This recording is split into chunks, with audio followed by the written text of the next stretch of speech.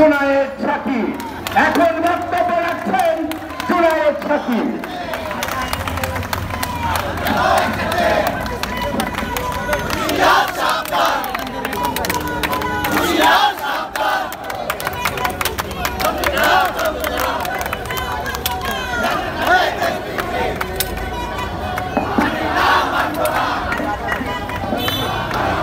ধন্যবাদ।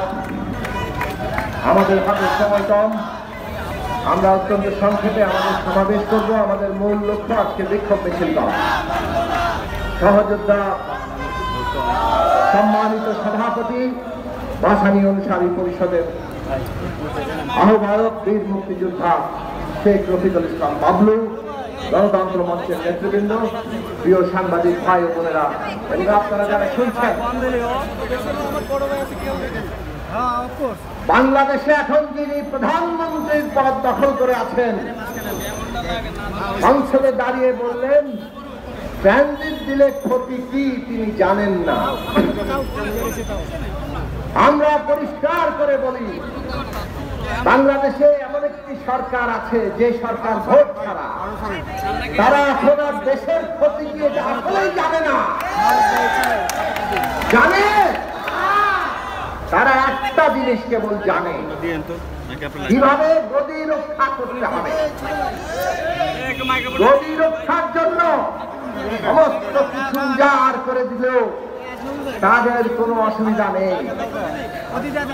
এই কথা আমরা বলি না, খোদ প্রধানমন্ত্রী নিজেই বলেছেন।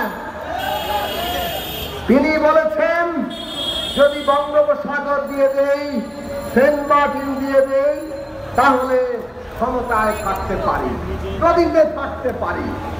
আমরা প্রশ্ন করি, এই যে বিনা ভোটে ক্ষমতায় আছেন, কিসের বিনিময়ে আছেন? বাংলাদেশের কি কি জিনিস কার কার হাতে তুলে দিয়েছেন? পরিষ্কার করে আমাদের নেতৃবৃন্দ বলেছেন,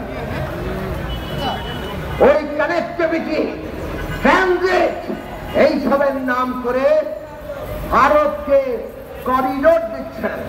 পরিষ্কার করে মুখ দিয়ে বলতে পারেন না। ভারতের চাহিদা থাকতেই পারে, ভারতের এক অঞ্চল থেকে আরেক অঞ্চল যেতে চিকেন নেক দিয়ে অনেক অসুবিধা, তারা করিডোর চাইতেই পারে। করিডোরকে করিডোর বলেন। আর সুবিধা যখন চাইবেন, বাংলাদেশ কি কি পাচ্ছে আর না পাচ্ছে বাংলাদেশের মানুষ সেটা দেখবে। এই দেশের মানুষকে শুষ্ক মৌসুমে পানি আটকে রেখে তাদেরকে পানিতে মারবেন, সীমান্তে কাঁটাতারে আমাদের নাগরিকদের প্রতিদিন গুলি করে হত্যা করবেন, ফেলানির লাশ ঝুলতে থাকবে, বাংলাদেশ ঝুলতে থাকবে। বাংলাদেশের সাথে বন্ধুত্বের কথা বলবেন, বাণিজ্যে সমস্ত ধরনের অশুল্ক বাধা সৃষ্টি করে রাখবেন। আর আপনাদের যা চাহিদা বাংলাদেশ কেবল পূরণ করবে। এই রকম অবস্থা তো এই দেশে নির্বাচিত সরকার থাকলে হতে পারবে না। আর এই কারণেই এই রকম একটি বিনা ভোটের সরকার ভারত সহায়তা করে। এইটাও আমরা বলে যাই, এইটাও ওবায়দুল কাদের সাহেব, আওয়ামী লীগের সাধারণ সম্পাদক, পরিষ্কার করে প্রতিদিন পারলে আমাদেরকে স্মরণ করিয়ে দেন। ভারত পাশে ছিল বলেই এই নির্বাচন তারা করতে পেরেছেন। কোন নির্বাচন? কোন নির্বাচন? আমি আর ডামিন নির্বাচন। নিজেদের লোককে দাঁড় করিয়ে এই যে নির্বাচনকে তথাকথিত প্রতিদ্বন্দ্বিতাপূর্ণ দেখাতে হয়, এই রকম একটি ভোট ছাড়া বিরাট ভূমি মানুষটাকে প্রত্যাখ্যান করেছে, সেইটা বিদেশি প্রভুদের সাথে ক্ষমতায় থেকে তারপর সংসদে দাঁড়িয়ে চিৎকার করে বলেন ট্রানজিট দিলে ক্ষতি কি তিনি জানেন না। আমাদের নেতৃবৃন্দ বলেছেন, আমরা আবারও পরিষ্কার করে বলি, বাংলাদেশের পক্ষে কথা বলার কোন সরকার এই দেশে নাই। এই দেশে আছে অন্য দেশের দাবেদার সরকার।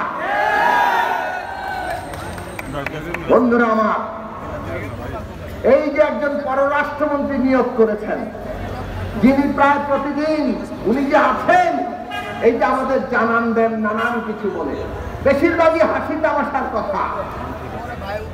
কিন্তু গতকাল না পরশুদিন আসল কথাটা মুখ দিয়ে বের করে দিয়েছেন।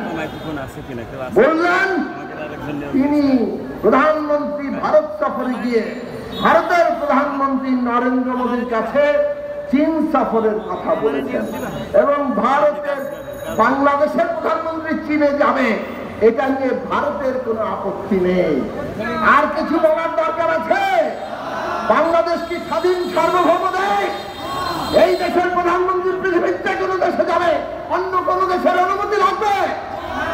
কিন্তু শেখ হাসিনার লাগে।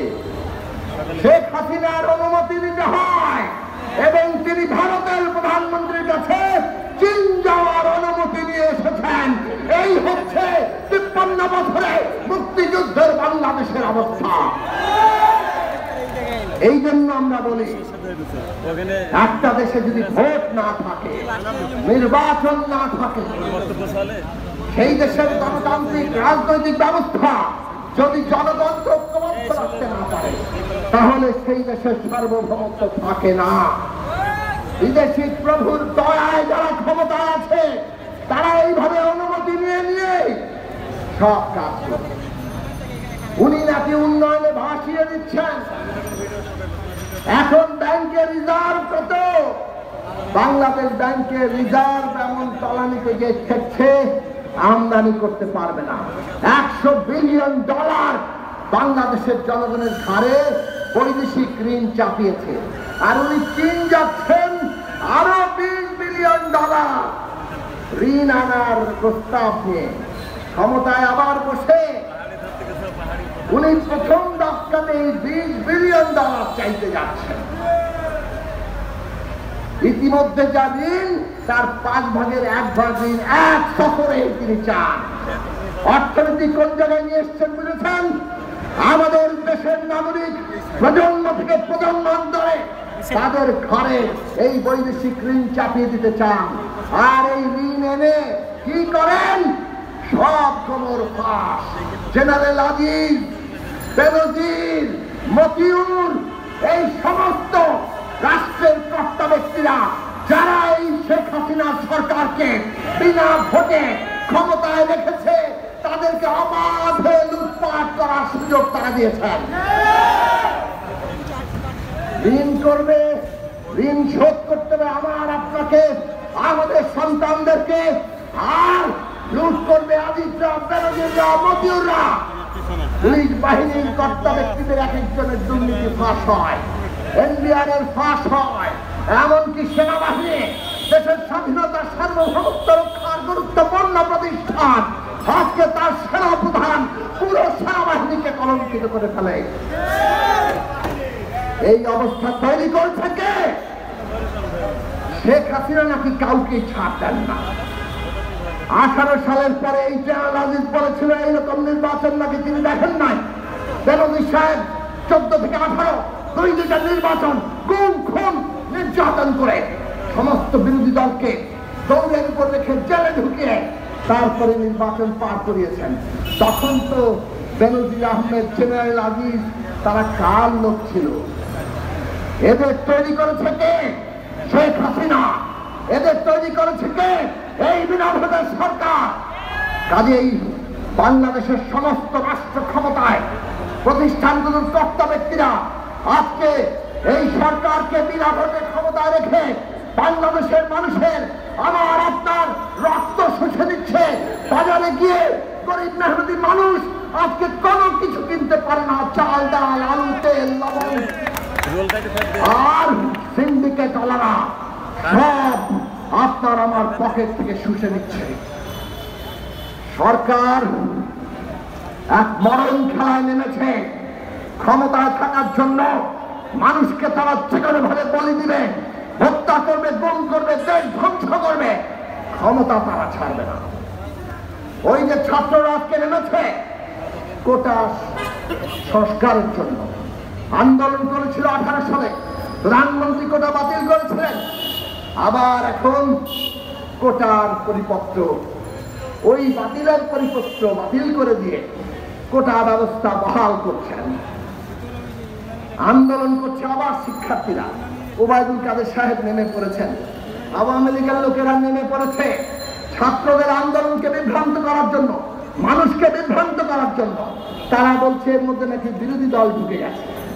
আরে শিক্ষকদের আন্দোলন এমন ভাবে শিক্ষকদের পে স্কেল আর পেনশন স্কিম তৈরি করছে, ওই সরকারি কর্মকর্তার আমলারা বসে যে স্বায়ত্তশাসিত প্রতিষ্ঠানের এরা আর পেনশন পাবে না, ওনারা নিজেরা টাকা জমা দিয়ে কিছু পেনশন পাইতে পারে। এই সব আন্দোলনের উপরে নাকি বিরোধী দল ভর করেছে। পেনশন স্কিম আমরা বাতিল করেছিলাম, কোটা ব্যবস্থায় আবার বহাল করলেন আমরা করেছি, আপনারা করেছেন। তার বিরুদ্ধে আন্দোলন হয়েছে, আন্দোলন ফুসে উঠছে বলে এখন আবার ছাত্রলীগের গুন্ডা বাহিনী, হেলমেট বাহিনী হলে হলে পাহারাদারা বসিয়েছে এবং আন্দোলনটাকে দমন পীড়ন করে ধ্বংস করতে চাইছে। আমরা পরিষ্কার করে বলি, সমস্ত আন্দোলন আমাদের। এই ছাত্রদের আন্দোলনে বিরোধী দল কোনো ষড়যন্ত্র করছে না। আমরা পরিষ্কার করে ছাত্রদের আন্দোলনকে সমর্থন জানাই, শিক্ষকদের আন্দোলনকে সমর্থন জানাই এবং এই ছাত্র আমাদের, শ্রমিক আমাদের, শিক্ষক আমাদের, এই দেশের কৃষক আমাদের, সমস্ত জনগণ আমাদের, তাদের প্রতিটি আন্দোলনে আমরা আছি এবং সেই সব আন্দোলন এক সূত্রে গঠিত হয়ে আপনার মস্তক, আপনার প্রতি তার তত্ত্বের তাউস আমরা গলায় গামছা বেঁধে আপনাদেরকে নামিয়ে দেব। সেই দিন আসছে, নতুন করে আন্দোলনের প্রস্তুতি নেই। সমস্ত বিরোধী দলকে আমরা ঐক্যবদ্ধ করে গণ আন্দোলন, গণ অভ্যুত্থানের মধ্য দিয়ে আমরা এই সরকারের পতন ঘটাবো। তার জন্য প্রস্তুতি গ্রহণ করুন। গণতন্ত্র মঞ্চ লড়বে, সেই লড়াই আপনারা যোগ দিবেন। আপনাদের সবাইকে সালাম, শুভেচ্ছা, ধন্যবাদ।